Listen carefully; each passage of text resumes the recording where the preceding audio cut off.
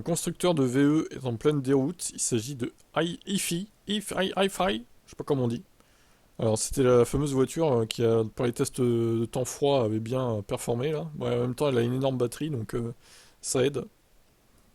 Tout a commencé avant les congés de la nouvelle année. Le constructeur chinois a annulé les primes annuelles et a annoncé que les salaires de janvier ne seraient versés qu'en février. Des salaires qui seront en outre réduits. Ah bah c'est super, hein.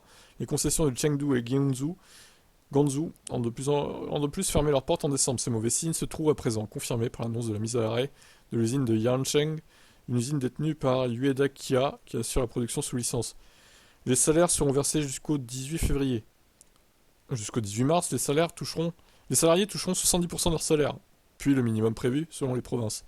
Et entendu, tous ceux qui veulent simplement démissionner sont invités à le faire.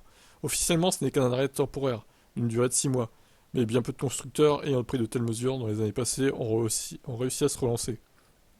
Ça sent donc la fin pour Hi-Fi, malgré les 5,2 milliards promis par l'Arabie Saoudite il y a moins d'un an, un investisseur qui ne semble donc pas prêt à continuer à financer l'opération.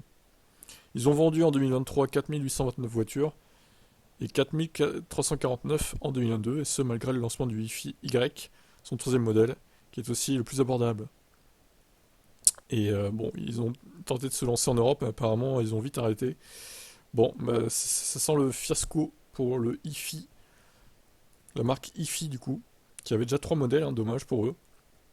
Quel est votre avis là-dessus? Ciao ciao.